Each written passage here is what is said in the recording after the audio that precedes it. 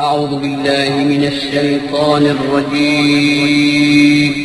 پناہ مانگتا ہوں میں اللہ کی شیطان مردود سے۔ بسم الله الرحمن الرحيم. شروع اللہ کا نام لے کر جو بڑا مہربان نہایت رحم والا ہے۔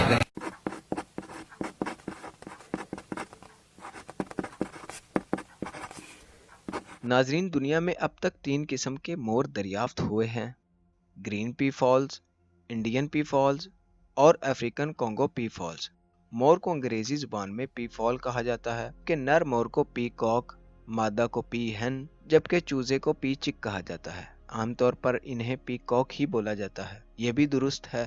مور کی پہلی 2 نسلیں تو برصغیر کے ممالک میں ہی ملتی ہیں اور زیادہ حصہ بھارت میں ملتا ہے، جبکہ تیسری نسل افریقہ کے ملک کانگو میں ملتی ہے۔ یہ مور پہلی 2 نسلوں کی طرح اپنے پر پھیلا نہیں سکتے اور نہ ہی ان کی طرح لمبے ہوتے ہیں۔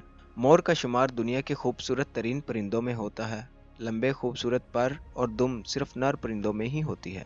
یہ اس کو پھیلا کر مادہ کو اپنی طرف مائل کرتے ہیں اور مادہ اسی مور کی طرف جاتی ہے جس کے پر خوبصورت ترین اور پرفیکٹ ہوں۔ یہ اپنے پروں کو دوسرے جانوروں کو ڈرانے کے لیے بھی استعمال کرتے ہیں۔ ان کو پھیلا کر خود کو بڑا دکھاتے ہیں اور پھیلانے سے پہلے زور سے آواز نکالتے ہیں۔ مور کے پر ان کے جسم کا تقریباً 60% حصہ ہوتے ہیں۔ ان کے ہر پر کو ٹرین کہا جاتا ہے اور اس پر بنی آنکھ نما شکل کو اوسیلائی کہا جاتا ہے۔ یہ اوسیلائی بہت سارے دوسرے پرندوں، تتلیوں اور کیٹرپلرز پر بھی پائی جاتی ہے۔ مادہ کے پر لمبے اور خوبصورت نہیں ہوتے۔ مور کے پروں کی خاص بات اس کی رنگت ہے۔ اگر آپ پر پھیلائے مور کو مختلف زاویے سے دیکھتے جائیں، اس کی رنگت مختلف ہوتی جائے گی۔ سفید مور دراصل ایک بیمار مور ہے جسے لیوسزم کہتے ہیں۔ اس میں پرندہ اپنے پروں کے رنگ کھو دیتا ہے۔ ناظرین، مور وزن میں 4 سے 6 کلوگرام تک کے ہوتے ہیں اور لمبائی میں 6 سے 60 فٹ کے۔ نر مور عام طور پر 2 سے 5 مادہ اپنے ساتھ رکھتا ہے اور مادہ بھی اسی مور کو پسند کرتی ہے جس کے پر لمبے، پورے اور نمایاں ہوتے ہیں۔ یہ مادہ کے لیے اس بات کی طرف اشارہ ہوتا ہے کہ ایسا مور خطرے کے وقت شکاری جانوروں کو بھگا سکتا ہے اور زیادہ بہتر محافظ ہے۔ مور کے پر ہر سال جھڑتے ہیں اور ان کی دوبارہ اگائی جنوری کے مہینے میں ہوتی ہے اور فروری کے آخر تک مکمل بن جاتے ہیں۔ جنوری سے فروری تک کا وقت ان کی افزائش کا وقت ہے۔ مادہ عام طور پر مختلف تعداد میں انڈے دیتی ہے لیکن 10 سے زیادہ انڈے نہیں دے سکتی۔ 15 سے 20 دن میں چوزہ تیار ہو جاتا ہے۔ مور کا چوزہ 1 دن بعد ہی اپنے پاؤں پر کھڑا ہو جاتا ہے اور خود شکار کرنا سیکھ لیتا ہے۔